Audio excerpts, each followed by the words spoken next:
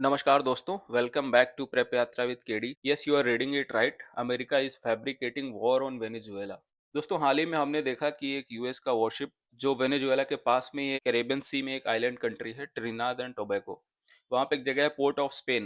वहां पे एक US worship has arrived which is just 11 nautical miles from the doors of Venezuela. तो obviously Venezuela ने इसे कंडेम किया है और एक मिलिट्री प्रोवोकेशन बताया है, और इसी के बाद से लैटिन अमेरिका में टेंशंस बढ़ गए। लेकिन आखिर यूएस का वॉरशिप कैरेबियन वाटर्स में कर क्या रहा है, और रशिया ने वेनेजुएला के साथ क्या नया एग्रीमेंट साइन किया है, और इस सब का इंडिया पर क्या इम्पैक्ट हो सकता है, आज के वीडियो में हम इसी जियोपॉलिटिक्स को समझेंगे। दोस्तों, वेनेजुएला के जो प्रेसिडेंट है निकोलस मदुरो, ये बीबीसी का आर्टिकल आप देख रहे हैं यहाँ पे, उन्होंने कहा है कि यूएस इज फैब्रिकेटिंग वॉर, मतलब जबरदस्ती वॉर करने की कोशिश कर रहा है America, when it has deployed world's largest warship in the Caribbean seas near Port of Spain. दोस्तों, इस सब क्राइसिस को समझने से पहले हमको ये बहुत ज्यादा जरूरी है to understand what is the geographical position of Venezuela and Trinidad and Tobago and where is this Caribbean sea and how US is intertwined in this whole crisis. दोस्तों, वेनेजुएला साउथ अमेरिका के northern coast पर located है, Caribbean sea के बिल्कुल साथ में यहाँ पे कैरेबियन सी है। और दोस्तों, जो कैरेबियन शिपिंग लेन्स हैं और कोकीन का जो ट्रांजिट रूट है, वेनेजुएला उस क्रॉस सेक्शन पे पड़ता है। दोस्तों, ये area global oil shipping lens और ड्रग ट्रैफिकिंग रूट्स दोनों के बीच में आता है। स्ट्रेटेजिक लोकेशन के लिए एकदम प्राइसलेस है। जब हम ग्लोबल ड्रग ट्रैफिकिंग रूट्स की बात करते हैं तो इस पूरे मैप में आप देख सकते हैं, green colour is arrival zone and orange colour is transit zone and yellow colour is source zone. So Latin America की जो कंट्रीज हैं जहां से ड्रग सप्लाई होता है और यूनाइटेड स्टेट्स में आता है, और ये ट्रांजिट जोन है, ये completely this Caribbean countries and जो सेंट्रल अमेरिका में जो कंट्रीज हैं, मेक्सिको, निकारागुआ, ये सारी होंडुरस, ये सारी कंट्रीज से होते हुए ट्रांजिट होते हुए यूनाइटेड स्टेट्स में ड्रग सप्लाई होता है, जिसको लेकर के यूएसए को एक बड़ा कंसर्न है। दोस्तों, दूसरा बात करें, वेनेजुएला नेचुरल गैस में, मिनरल्स में और ऑयल्स में बहुत ही रिच है। जब हम ऑयल्स की बात करते हैं तो दुनिया में सबसे बड़े जो रिजर्व्स हैं ऑयल, दुनिया में सबसे बड़े वो वेनेजुएला के पास में है। सेकंड नंबर पे सऊदी अरेबिया आता है, थर्ड नंबर पे ईरान आता है। दुनिया में जितने भी ऑयल रिजर्व्स हैं तो 45% इन्हीं तीन कंट्रीज के पास में है, Venezuela, Saudi Arabia and Iran. दोस्तों, सबसे बड़ा जो ऑयल रिजर्व है वो वेनेजुएला के पास में। दोस्तों, this is also one of the prominent reasons की यूएसए वेनेजुएला कितना पीछे पड़ा हुआ है। वेनेजुएला का जो कैपिटल है दैट इज कैराकस, और जहाँ की जो करेंसी है वो बोलीवर है। वेस्टर्न साइड में जो बाउंड्री टच होती है कोलंबिया से टच होती है, ईस्टर्न साइड में गुयाना है, साउथ एंड साउथ ईस्टर्न में ब्राजील है, ऊपर में कैरेबियन सीज है, और नॉर्थ ईस्ट में त्रिनिडाद एंड टोबैगो एक आइलैंड कंट्री है जो कैरेबियन सीज में पड़ती है। This is geographical situation of Venezuela. This is the port of Spain which is situated in Trinidad and Tobago Islands, और यहीं पर यूएसए का जो वॉरशिप है एक डिफेंस एक्सरसाइज या फिर यूएस के अकॉर्डिंग रूटीन पेट्रोल के लिए आया हुआ है, बट जिसकी वजह से वेनेजुएला अभी कंसर्न है। दोस्तों, to develop deep understanding of this whole crisis we need to understand the background of USA and Venezuela relations. Let us go back to 1999। दोस्तों, 1999 में क्या होता है, ह्यूगो चावेज करके व्यक्ति थे वेनेजुएला में जो वेनेजुएला के प्रेसिडेंट बनते हैं, और इन्होंने चालू करी बोलीवेरियन रिवॉल्यूशन। तो दोस्तों, बोलीवेरियन रिवॉल्यूशन एक पॉलिटिकल और सोशल मूवमेंट था वेनेजुएला में। वहां पे एक व्यक्ति हुआ करते थे, साइमन बोलीवर, जो 19th सेंचुरी के साउथ अमेरिकन इंडिपेंडेंस लीडर बोले जाते हैं, और उनके नाम से ही दिस बोलीवरियन रिपब्लिक ऑफ वेनेजुएला नाम भी पड़ा है। This entire revolution was centred around his ideals of social justice, economic independence and Latin American unity. दोस्तों, इसके बाद साल आता है 2005। 2005 में क्या होता है, वेनेजुएला में यूनाइटेड स्टेट्स की एंटी नार्कोटिक्स एक विंग है जिसको बोलते हैं DEA, that is drug enforcement administration.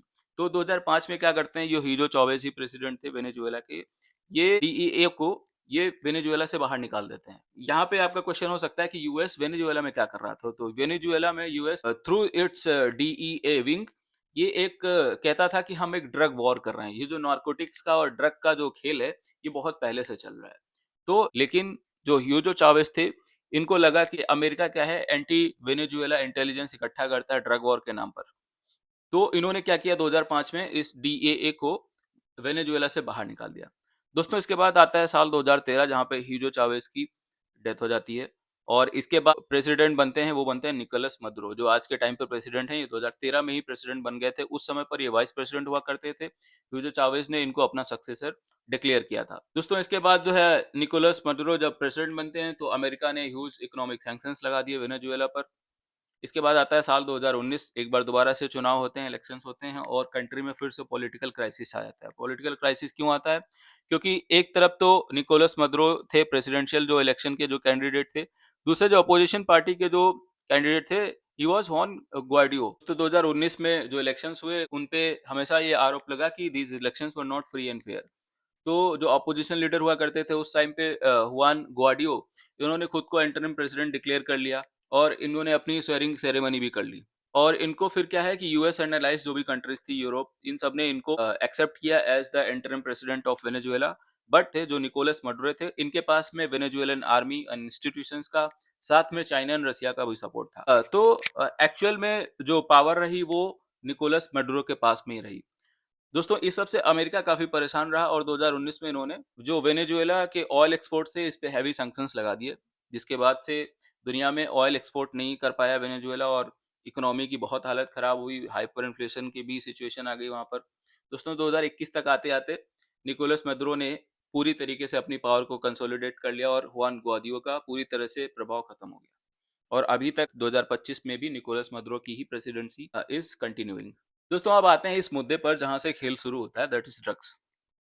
दोस्तों वेनेजुएला जो कंट्री है वो खुद कोकीन प्रोड्यूस नहीं करता, लेकिन ये कोलंबिया से कोकीन एक्सपोर्ट का मेजर ट्रांजिट हब है।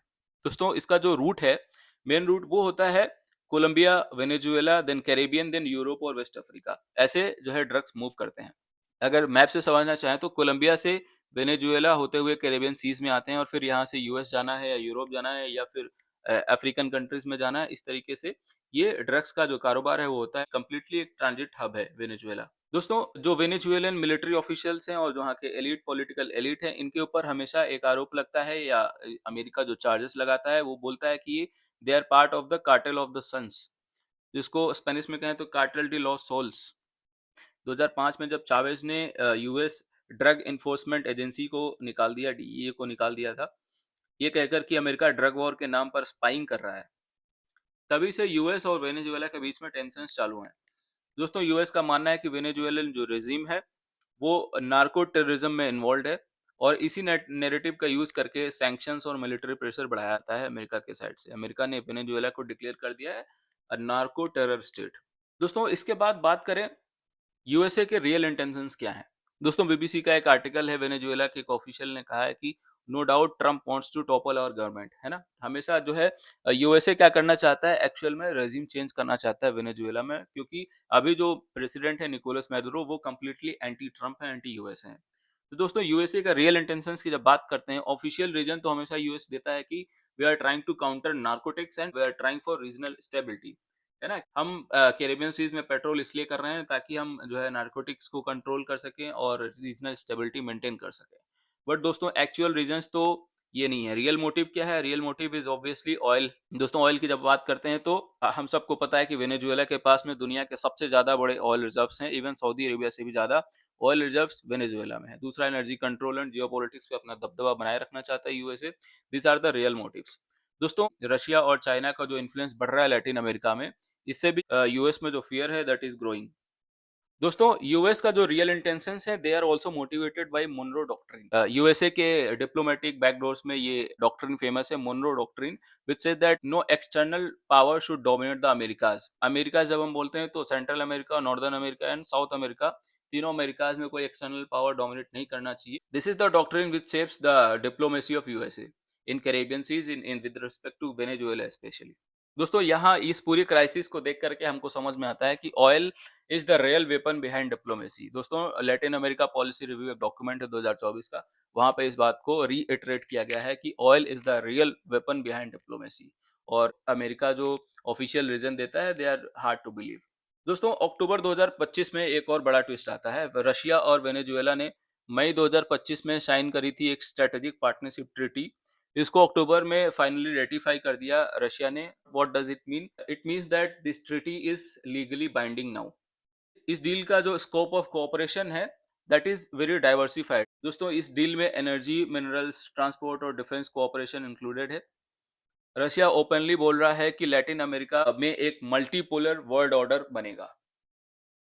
इसका मतलब है कि रशिया अब डायरेक्ट यूएस के बैकयार्ड में एंट्री ले रहा है। दोस्तों बिगर पिक्चर को समझने की कोशिश करें तो यूएस का शिप जो कैरेबियंस में इस समय पेट्रोल कर रहा है, this is not a routine petrol. जैसा कि हमने वीडियो में देखा और हिस्टोरिकल बैकग्राउंड से समझने की कोशिश करी है, it appears that this is a part of a broader geopolitical chess game, this is not just a routine patrol. दूसरा बात कर रशिया की जो एंट्री हुई है इस पूरी पिक्चर में, this also adds a new cold war like layer to Caribbean seas. तो दोस्तों जो कैरेबियन सीज है, ये एक प्रॉक्सी जोन में कन्वर्ट हो सकता है अगला, जैसे कि अफगानिस्तान यूएस और सोवियत के बीच में एक प्रॉक्सी जोन हुआ करता था। सिमिलरली कैरेबियन अगला प्रॉक्सी जोन हो सकता है यूएस और रशिया के बीच में। दोस्तों अब सवाल आता है कि इंडिया पर इसका क्या असर होगा। इंडिया दोस्तों ऑलरेडी वेनेजुएला से क्रूड ऑयल इंपोर्ट करता था 2019 से पहले, पर यूएस सैंक्शंस के बाद से ट्रेड रुक गया। अगर रशिया और वेनेजुएला का अलायंस स्ट्रांग होता है तो सैंक्शंस बाईपास होने की पॉसिबिलिटी है, जैसे इंडिया रशिया ऑयल ट्रेड में कर रहा है। लेकिन अगर यूएस रशिया राइवलरी यहाँ और बढ़ती है तो ऑयल मार्केट में अनसर्टेनिटी और प्राइस वोलेटिलिटी बढ़ेगी, जिसका डायरेक्ट इम्पैक्ट इंडियन इकोनॉमी पर आएगा और इंडियन इकोनॉमी को भी हिट हो सकता है। तो दोस्तों यूएस का जो वॉरशिप है कैरिबियन में सिर्फ एक नेवल ड्रिल नहीं है, एक जियोपॉलिटिकल चेस मूव है। वेनेजुएला ड्रग रूट्स और ऑयल रिजर्व्स दोनों के बीच में फंसा हुआ है। रशिया का एंट्री इसे एक मल्टीपोलर फ्लैश पॉइंट बना रही है। तो दोस्तों ये जो टेंशन है ये सिर्फ लैटिन अमेरिका का नहीं है, ये ग्लोबल ऑयल और पावर बैलेंस की कहानी है। दोस्तों एग्जाम पॉइंट ऑफ व्यू से याद रखिए कि वेनेजुएला के पास में world's largest proven oil reserves हैं। कार्टेल डी लोस सोल्स जो कि नार्को ट्रैफिकिंग नेटवर्क है, इसका नाम आपको याद रखना है। यूएस एंड रशिया का जो राइवलरी है कैरेबियन रीजन तक पहुंच गया है। ये सारे टॉपिक्स क्या हैं, डायरेक्टली यूपीएससी और स्टेट पीएससी के इंटरनेशनल रिलेशंस और ज्योग्राफी ऑफ रिसोर्सेज सेक्शन में रिलेवेंट है। तो दोस्तों इस वीडियो में हमने डिस्कस किया वेनेजुएला का जो क्राइसिस है वहां पे क्या चल रहा है, इसको समझने की कोशिश करी। Thank you for watching the video. मिलते हैं नेक्स्ट वीडियो में, तब तक के लिए स्टे कनेक्टेड। जय हिंद।